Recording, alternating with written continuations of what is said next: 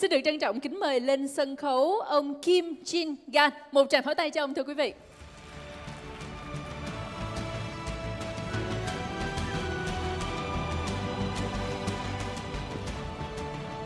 Good afternoon. You'll have to listen to me in English. I'm very sorry, my Vietnamese is very bad. So, when you listen to Industry 4.0, you can imagine that it sounds a lot like supply, okay? Data, technology. I want to shift gears. I want to talk to you about demand. What is the future consumer going to look like? And which consumer are you designing for? So I'm going to try to do something that we normally take a day to do with our clients in 30 minutes. So I might miss a few things, hopefully not all the important things.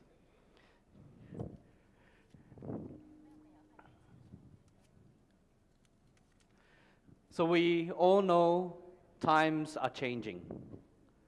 But you know what's very important about this change?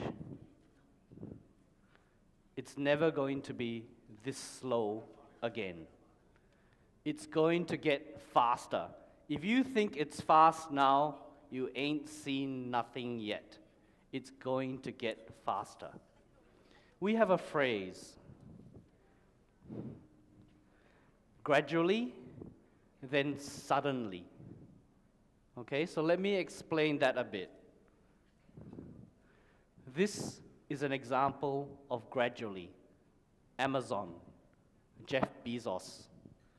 The business that he has built has taken a long time to get to where he is today. It didn't happen overnight. This is an example of suddenly. Now, some of you might not have been around when Nokia was around, but Nokia has disappeared. It's now coming back a little bit, but it was the leader in mobile phones, and then suddenly, overnight, it went bust. Okay? So it's like the frog, right? You put a frog in hot water, you turn the temperature up, the frog will not know what's going to happen until it boils. Okay? Gradually, then suddenly. And this is the trend that we are seeing today across multiple industries when we talk about disruption. Disruption that's caused by Industry 4.0, okay? So, nobody can predict the future. We try our best. But we can imagine some potential scenarios. So let me play you a video. Oh, no, before I do that, let me talk to you about what we did as EY. We imagined the future. And as part of this imagining the future, we talked to futurists. So there are actually people who think about the future, and that is their job. We talked to futurists, we talked to our clients, and we talked to people that are very good at innovation. We created 150 drivers of change. And as part of this process, we have distilled these changes into 8 hypotheses. So we will share with you today what those 8 hypotheses are. We have taken these 8 hypotheses and we have tested them. So we are now modeling the future.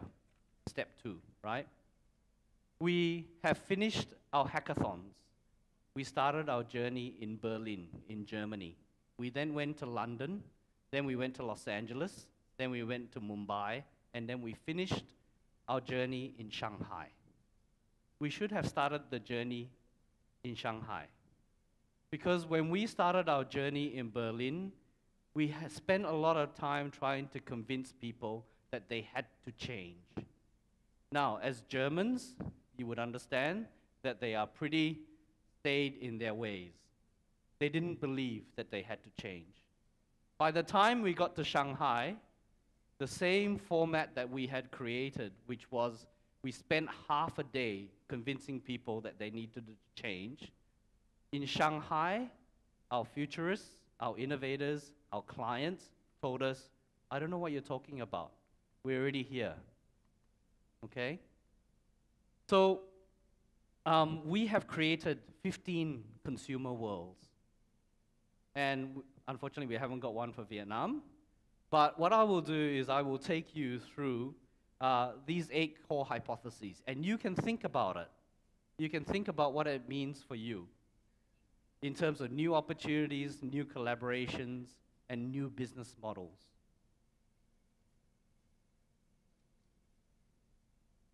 So 150 drivers of change. You probably can't see it on the slide, but there are examples of how you sleep, how you buy your products, what you value in terms of your identity, how you ship products, the level of automation that's involved. So many, many drivers of change. It's very comprehensive. These are the 8 core hypotheses. We want to talk to you today about how people we think are going to shop in the future, how people are going to live in the future, how people are going to use technology in the future, how people are going to play in the future, how people are going to work, how people are going to move, how people are going to eat, and how people are going to stay healthy. Please remember these 8 hypotheses, because at the end of my presentation, I'm going to ask you which one excites you the most. Okay? Which one excites you the most? Now we can go to the video.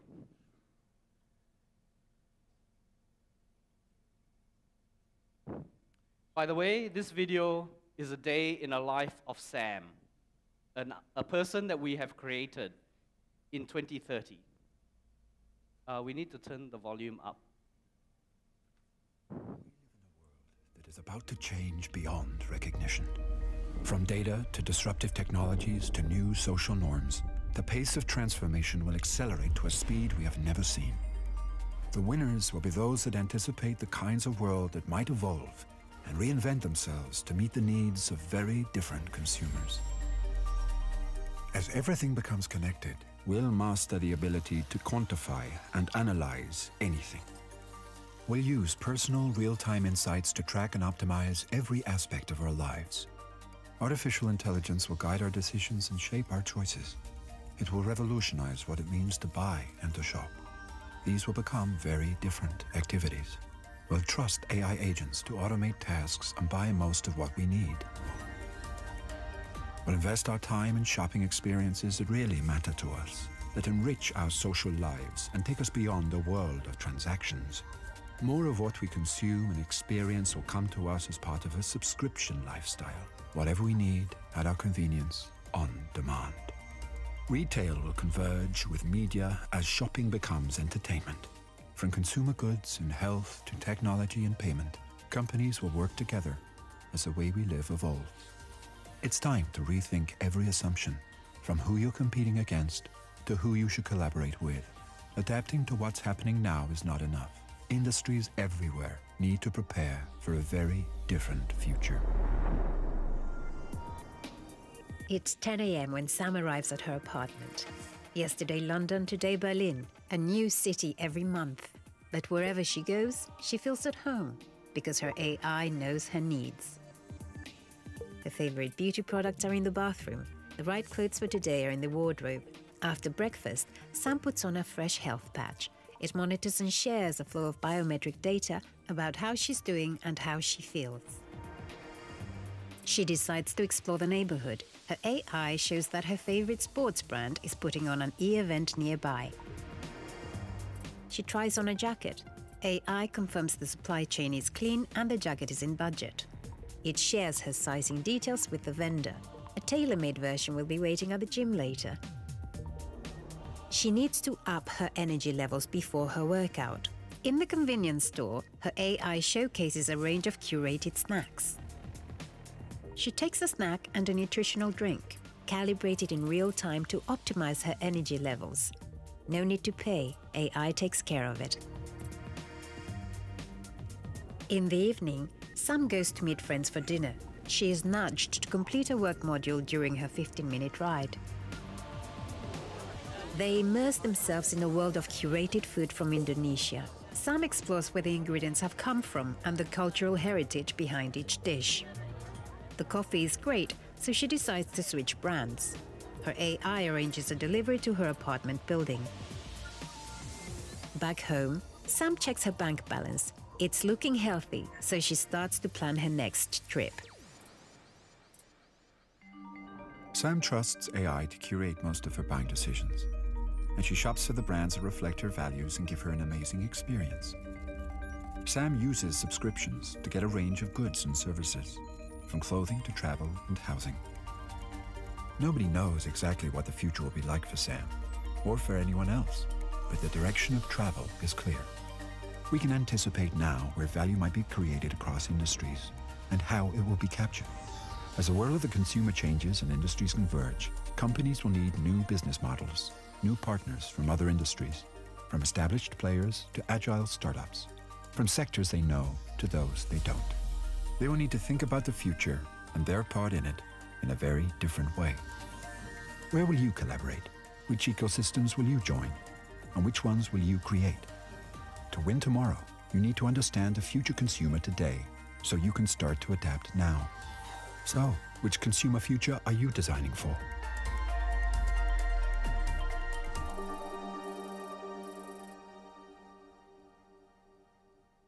Sounds like science fiction. Sounds like science fiction, right? It's actually not. And let me now work through each one of our 8 hypotheses with you, and then also show you real-life examples of what we see in the world today in relation to these 8 hypotheses. The first one, how will we live? So the key thing here is that we want to challenge you as participants in this room in terms of questions that we want you to ask yourselves. So, will you sell products or will you sell access to lifestyles? Big question. But that's what live is all about. Because today, we are in a world where we want to own our things. We are already seeing people don't want to own things anymore. They want to access lifestyles. So the paradigm shift that we're seeing is from the left in terms of owning products to the right in terms of accessing lifestyles. At the same time, status is conveyed. So when we talk to our friends today, our status is what we own. In the future, our status is not what we own, is what community we belong to. Okay? Today, it's very important that when we buy mass products. A product that's made for everyone and looks the same for everyone. In the future, we will not be buying mass products anymore. We will be subscribing to on-demand services. And the final one is, today life is anchored on place. But in the future, we will be mobile. We will move around. So there are some big questions that we have for CEOs in the room here. As leaders of the firms that you represent, how will you maintain loyalty if your consumers are in a constant state of flux? What capabilities are you required to shift from offering end-to-end lifestyle subscriptions? Okay? And as virtual worlds and experience become mainstream, how will physical products adapt? On the left, you don't have this yet because you still have a lot of motorcycles here in Vietnam, but that's China. Okay? That was actually a picture I took in Chongqing last week. This is the bike sharing phenomenon that you are seeing in China. Gradually, then suddenly. So this has happened over the last 2 years. First of all, there was one bicycle, then there was two bicycles, and then now, look at it. It's a mess, right?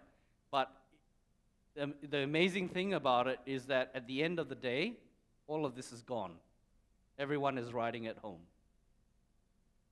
On the right-hand side is actually a Singaporean company, Ascot. They have a brand called Life. And in that brand, they are conceptualizing that people want to live in communities. So they are building their new apartments of the future, their new apartments of the future with communities in mind, sharing a laundry space, sharing a dining space. Okay? So gradually, then suddenly, and the future is already here. That's why we call this the Future Consumer Now program. Okay? Let's live. Work. We think that the future is that you will have to build a corporate culture when you actually don't employ your talent. We are already seeing this today. That today we have a very fixed skill workforce. But in the future, and this is actually how LinkedIn is working, LinkedIn is building what they call a cognitive network. It is scanning through all of your profiles, and the next thing that they're going to start doing is matching you to the people that are looking for certain types of skill sets. Okay? Right?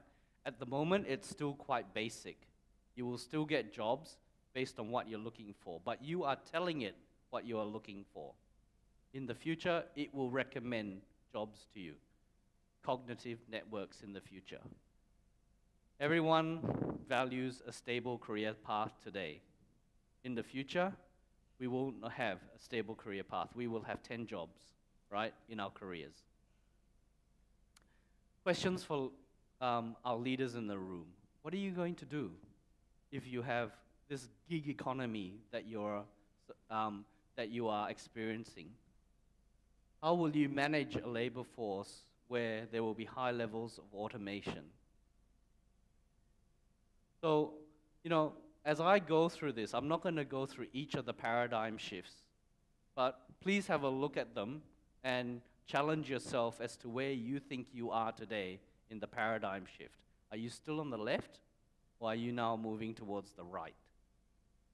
And when you look at the questions, how are you addressing these questions?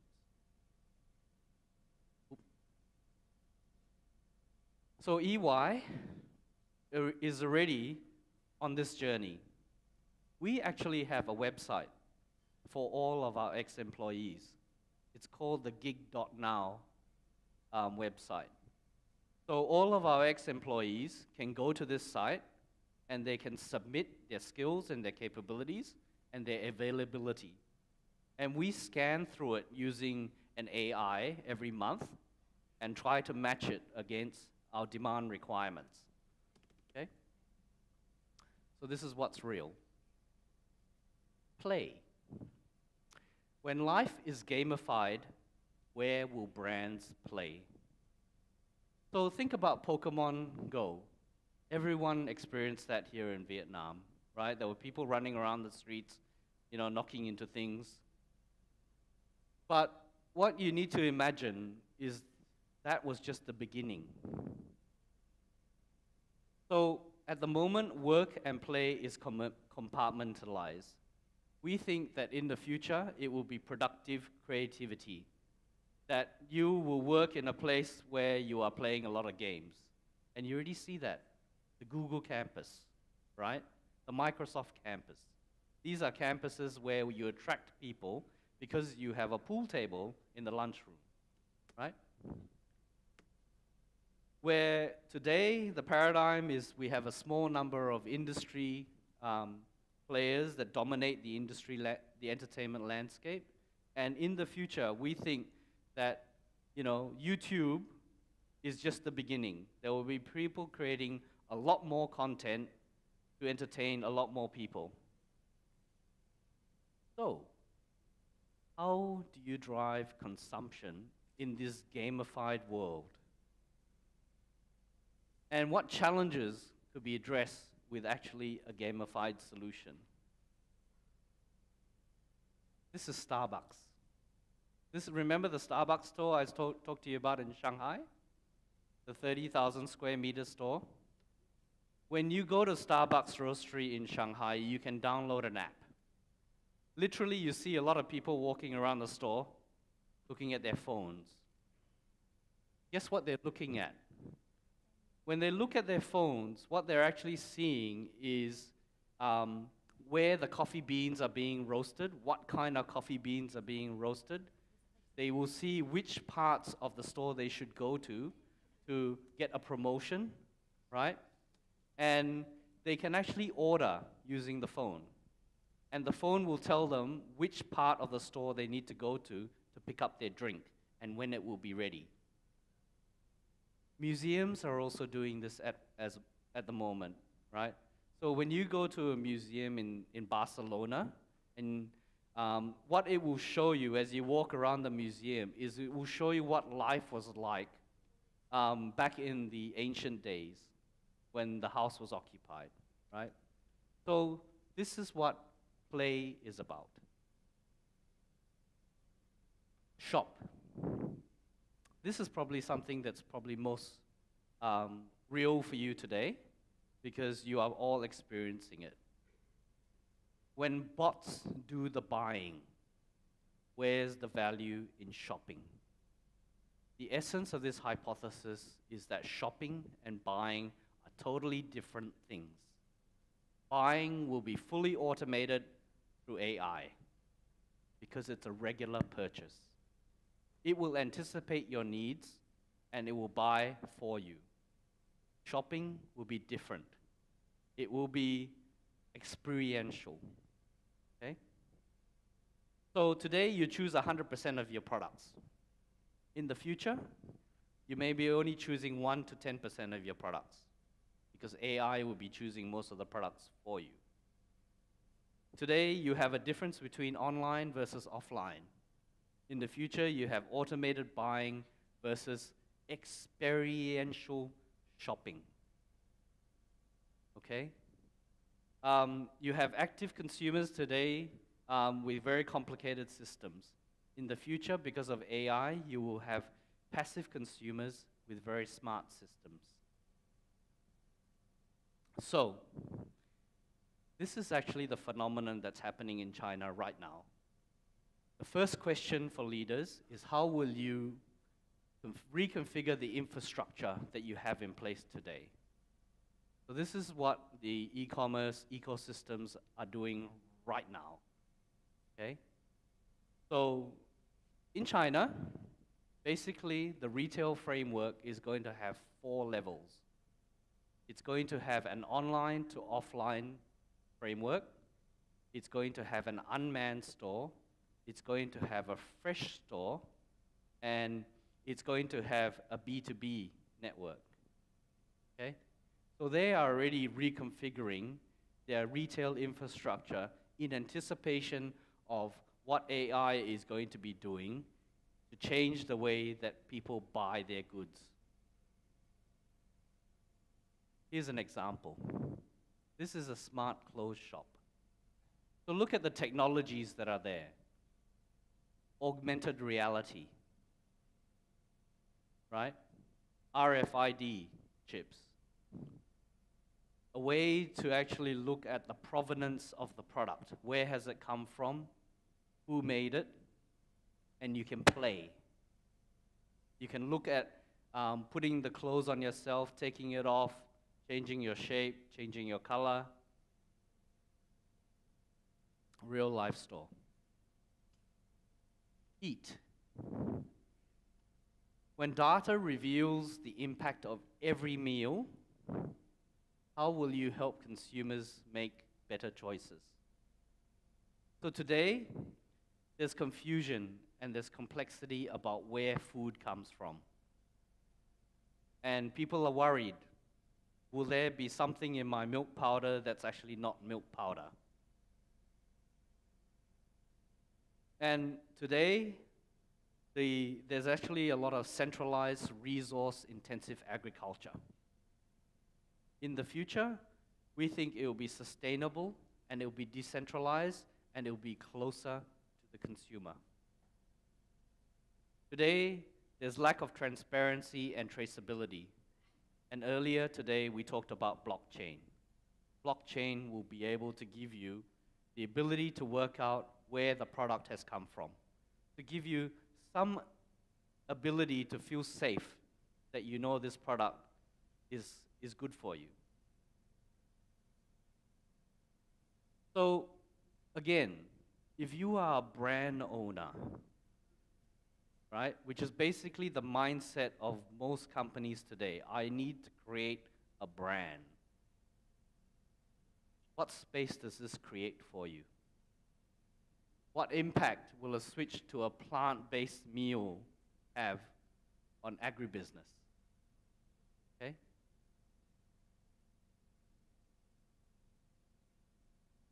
So, on the right-hand side is an app.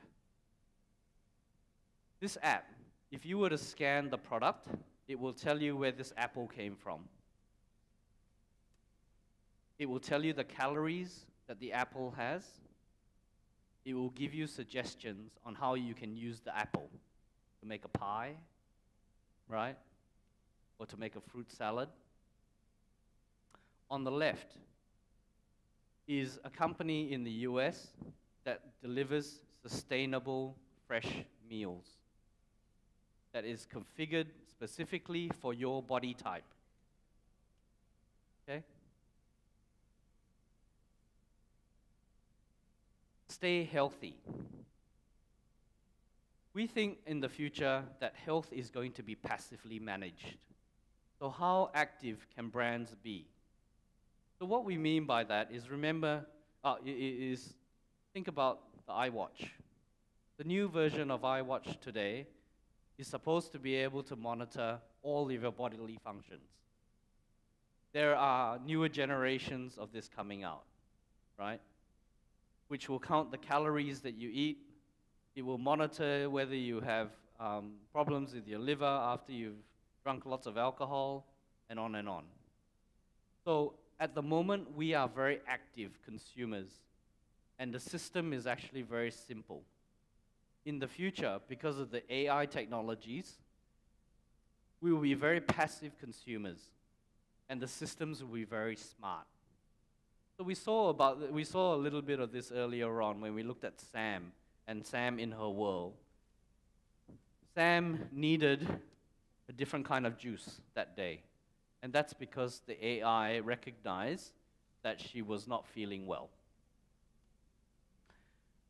So, as a brand manufacturer, again, how are you going to persuade consumers that your products are wellness ready? That it's going to encourage you to stay healthy? Because in the future, health is going to be a focus of many consumers. So, again, a different kind of app, but you snap the product, it gives you the calorie count, and it tells you whether it's good for you. Okay? Real life. Move. This is probably something that you have heard so much about, right? But the essence of this is how will smarter infrastructure simplify transport? So we've heard about drones, okay? Today I heard from one of your largest dairy companies in Vietnam that they have a fully automated warehouse. Okay, another example. But let me show you an example of what I saw last week in China. Oh, the picture on the left needs to be rotated. You need to look like this at it. That picture on the left is a room service robot. It's in a Sheraton hotel in China. I ordered room service, and I was surprised when I opened the door that this robot was there. opened its belly, I took the food out, and then I chased after it because I had to take a picture of it. Okay? This room service robot rang my bell. Okay? Waited for me to open the door, knew that when I opened the door, it opened its belly to give me the food. And then knew that when I took the food out, closed the belly, and then proceeded to move to the lift and call the lift. Okay? What a brilliant example of move. Okay? That blew me away. Can you imagine now that every hotel that you go to, right, you will get a room service robot. It's so much more efficient. Okay? You will know exactly how long it will take this thing to get to you.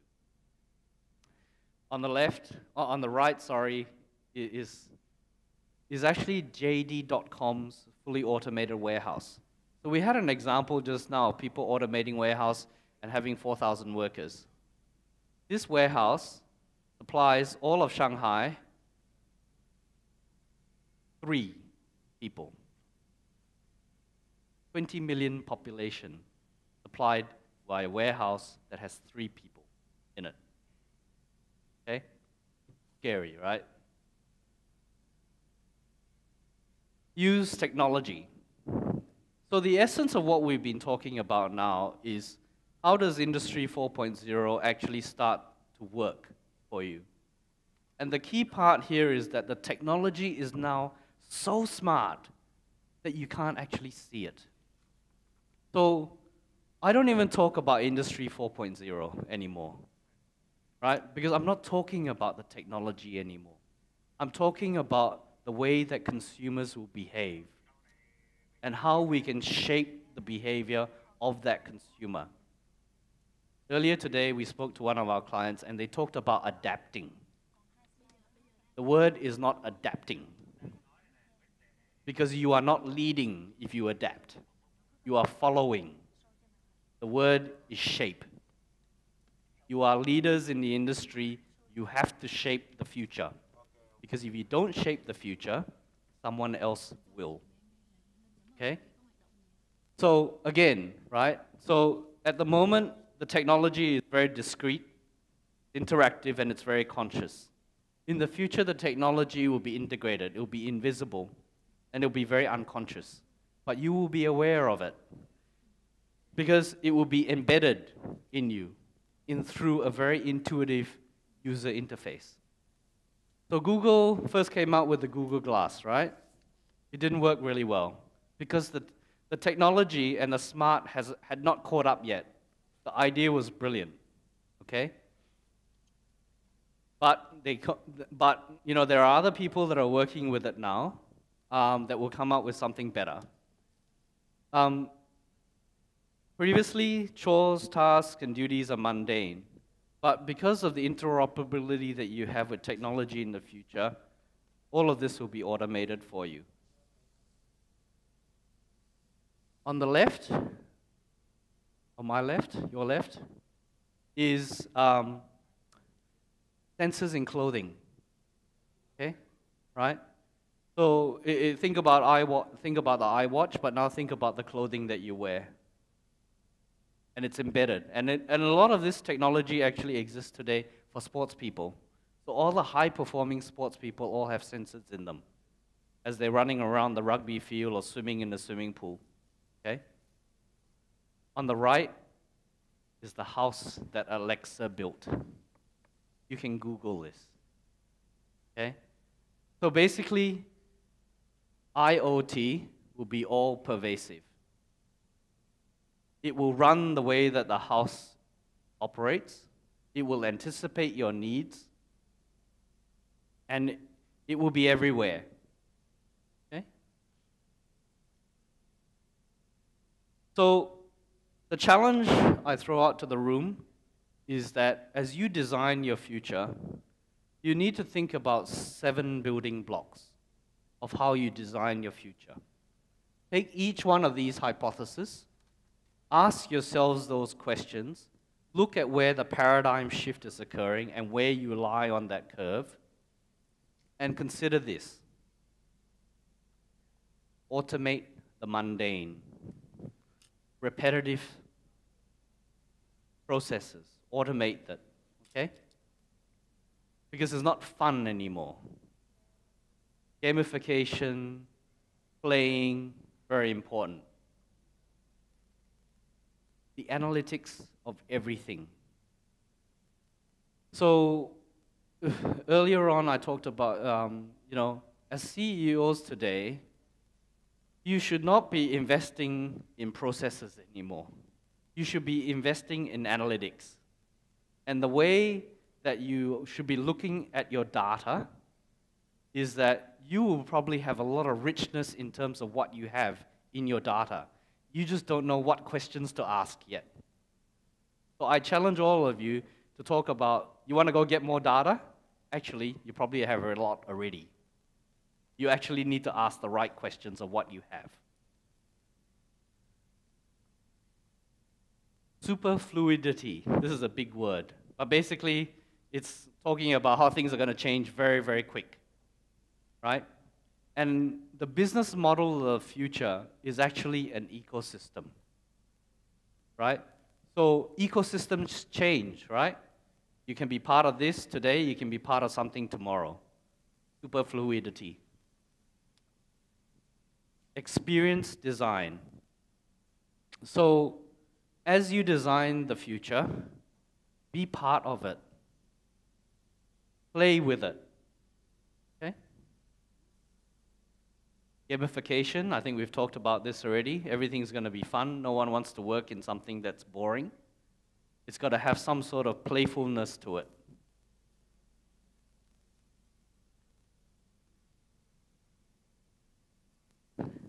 You know, when you talk about Industry 4.0 and you talk about this future world, it can be, it sounds a bit depersonalizing. It sounds a bit inhumane because you've left this machine to do everything for you, or most of the things for you. We are still humans at the end of the day. And so as you design what you do, we always talk about purpose. Why? Okay? Because at the end of the day, we have to have a human purpose to what we're doing. And the challenge for Vietnam, and I haven't seen this yet, is how do you localize, how do you personalize, how do you leverage the Vietnamese culture to create something that is Vietnamese? Okay? Don't go copy what everyone else is doing. Don't go copy what China's doing. Learn from what they're doing, but create something that is unique to your culture. That brings me to the end of my presentation, and I did that in 30 minutes, right? Thank you so much. Yeah.